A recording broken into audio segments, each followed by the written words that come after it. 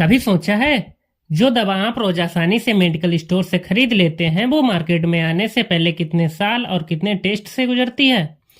जो छोटी सी गोली 10-20 रुपए में मेडिकल स्टोर से मिल जाती है वो मार्केट तक पहुंचने के लिए 10 से 15 साल और अरबों रुपए खर्च करती है।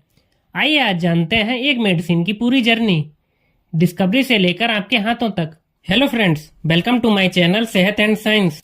सबसे पहले साइंटिस्ट मॉलिक्यूल्स की खोज करते हैं।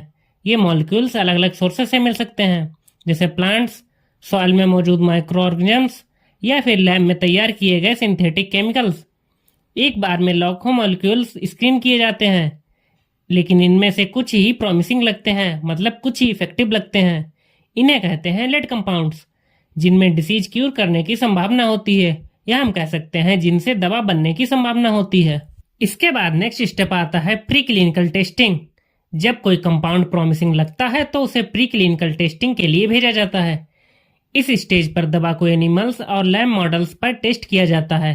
यहाँ देखा जाता है कि दवा कितनी इफेक्टिव है, दवा शरीर में एब्जॉर्ब और एलिमिनेट कैसे होती है, इसका असर कितनी देर तक रहता है, कितनी टॉक्सिक हो सकती है, और क्या ये किसी ऑर्गन को नुकसान तो नहीं पहुंचा रही।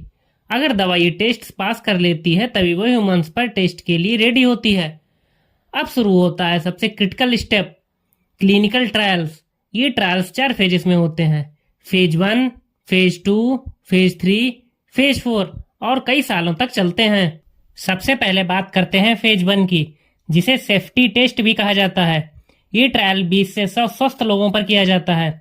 इसमें देखा जाता है कि दवा शरीर के लिए सुरक्षित है या नहीं, और साइड इफेक्ट्स, सही डोज, एब्जॉर्प्शन रेट वगैरह सब रिकॉर्ड किया जाता है।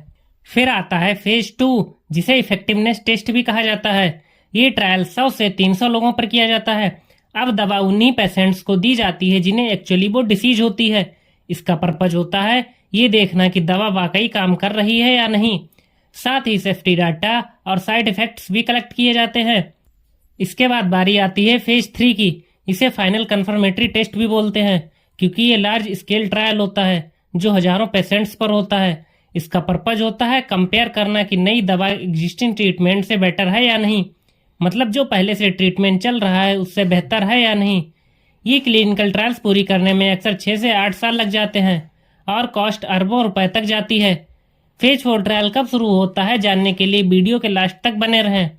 जब ये तीनों ट्रायल सक्सेसफुली कंप्लीट हो जाते हैं, फिर कंपनी ये क्लिनिकल ट्रायल्स का डाटा न्यू ड्रग अप्रूवल के लिए रेगुलेटरी अथॉरिटी को सबमिट करती है। सब देशों की अपनी अपनी रेगुलेटरी अथॉरिटी होती हैं। इंडिया की रेगुलेटरी अथॉरिटी CDSCO है। क्या आपको CDSCO की फुल फॉर्म पता है? कमेंट में बताइए। अगर डाटा स्ट्रांग है और दवा सेफ व इफेक्टिव साबित होती है तो उसे मार्केट में बेचने की मंजूरी मिल जाती है। लेकिन अगर सेफ्टी या एफिकेसी पर डाउट है तो दवा रिजेक्ट भी हो सकती है। अप्रूवल के बाद शुरू होता है लार्ज स्केल मैन्युफैक्चरिंग। यहाँ क्वालिटी कंट्रोल बेहद जरूरी है। हर बैच को सेम स्ट्रेंथ और प्योरिटी मेंटेन करनी होती है। इसके बाद कंपनीज डॉक्टर को एजुकेट करती हैं, मार्केटिंग कैंपेन लॉन्च करती हैं और दवा पेशेंट्स तक पहुंचती है। जब दवा मार्केट में आ जाती है उसके बाद भी मॉनिटरिंग खत्म नहीं होती। उसके बाद शुरू होता है फेज 4 ट्रायल, जिसे कहते हैं पोस्ट मार्केटिंग सर्विलांस। इस ट्रायल में डॉक्टर्स और पेशेंट्स से डाटा कलेक्ट होता है, जिससे पता चलता है कि लॉन्ग टर्म यूज में कोई नए साइड इफेक्ट्स तो नहीं निकल रहे।